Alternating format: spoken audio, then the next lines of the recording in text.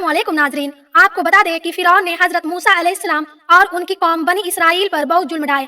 फिरौन दरअसल उस वक्त के बादशाहों का लक़ब था, यानी जो भी बादशाह बनता था उसको फिरौन कहा जाता था। डॉक्टर मॉरिस बुकाया की तहकीक के मुताबिक बनी इसराइल पर जुल्म और सितम करने वाले फिरौन का नाम रबीसीस था। जी हाँ नाजरीन, रबीसीस इसी दौर हुकूमत में अल्लाह ताला ने हजरत मूसा अलैहिस्सलाम समेत बनी इसराइल को मिस्र छोड़ने का हुक्म दिया था। चुनांचे जब हजरत मूसा अलैहिस्सलाम बनी इसराइल को साथ लेकर कई झील को पार कर रहे थे तो इसी दौरान आपका पीछा करते हुए फिरौन अपने लश्कर समेत दरियाए नील में उतर पड़ा और अल्लाह पाक ने बनी इसराइल को दरिया पार कराने के बाद इस दरिया को चला दिया और फिरौन को उसके लश्कर समेत दरिया नील में डुबो कर गर्क कर दिया गया। इस सारे वाक्यों को अल्लाह पाक ने कुरान पाक में कुछ यूं बयां फरमाया है, हमने बनी इसराइल को दरिया पार करवा दिया, लेकिन फिरौन और उसके लश्कर ने सरकशी और जुल्म से उनका पीछा किया, यहाँ तक कि जब वह गर्क होने लगा तो कहने लगा, मैं इस बात पर ईमान लाया कि अल्लाह पाक के सिवा कोई माबूद नहीं है जिस पर बनी इसराइल ईमान लाए, और उसने कहा कि मैं मुसलमान हूँ। उससे कहा गया, अब तू ईमान लाता है,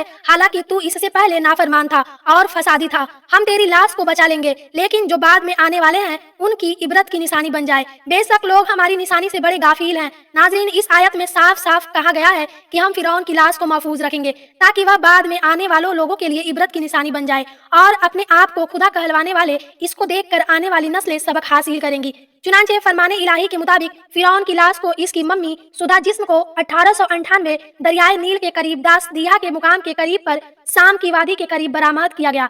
यहाँ से इसे काहिरा मुंतकिल कर दिया गया और तभी से मम्मी यानी कि फिरौन की लाश काहिरा के म्यूजियम में रखी हुई है और इसके सर और गर्दन खुले हुए हैं, बाकी का जिस्म एक पट्टी में लिपटा हुआ है। यही नहीं बल्कि बहुत सारी तहकीकात से मालूम होता है कि उसके नाक का सामने वाला हिस्सा गायब है, शायद किसी जानवर वगैरह ने खाया होगा। गालिब हो कि मछलियों ने इसके ऊपर मुठ मारा होगा। फिर इसकी लाश को फैसले के मुताबिक किनारे पर फेंक दिया गया, लेकिन दुनिया के लिए यह इबरत हो गया।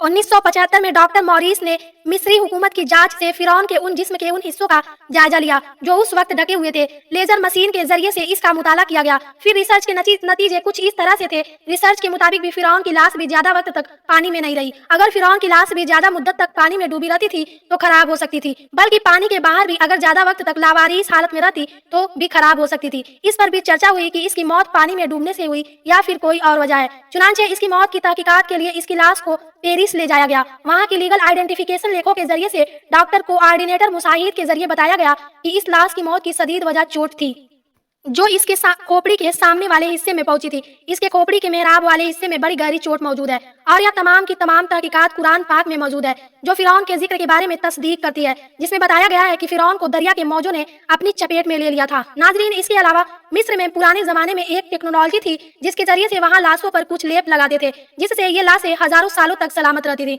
लेकिन नाजरीन, इन तमाम मामलों में फिरौन की लाश ऐसी हालत में है जिसके जिस्म पर गोश्त तरोताजा हालत में मौजूद है और कुछ साइंटिस्ट का कहना है कि हर साल 15 मार्च को उसकी लाश पर चूहे छोड़ दिए जाते हैं क्योंकि फिरौन का वह चूहे बड़ा हुआ गोश्त खाते हैं, यानी कि उसका जो जिस्म बड़ा होता है उसे वो चूहे खाते हैं। इसके बाद उसकी ड्रेसिंग भी की जाती है और इसे वापस से शीशे में कैद कर दिया जाता है। नाजरीन, गौर करने वाली बात यह है कि अल्लाह ताला ने कुरान में दिया हुआ अपना वादा पूरा किया है कि हम फिरौन की लाश को लोगों के लिए यह इबरत का निशाना बनाकर पेश करेंगे और उसे हमेशा महफूज रखेंगे, क्योंकि गुरूर और तकब्बुर की वजह से फिरौन का यह हाल हुआ। हम लोगों के लिए यह नसीहत बन गया, लिहाजा हमें भी चाहिए कि गुरूर और तकब्बुर से हम भी दूर रहे। अल्लाह पाक से दुआ है कि अल्लाह पाक हम सबको इन सभी बातों पर अमल करने की तौफीक नसीब अता फरमाए। आमीन अल्लाहुम्मा आमीन। नाजरीन, वीडियो अगर आपको जरा सा भी पसंद आई हो तो दिल से इस वीडियो को लाइक जरूर कर दीजिएगा और इस वीडियो को अपने करीबी दोस्तों रिश्तेदारों में जरूर शेयर करें और ऐसे ही जानकारी वाली वीडियो देखने के लिए हमारे चैनल फातिमा इस्लामिक वर्ल्ड को जरूर सब्सक्राइब करें। इंशाअल्लाह मिलते हैं एक और भी नई वीडियो के साथ, तब तक के लिए अल्लाह हाफिज।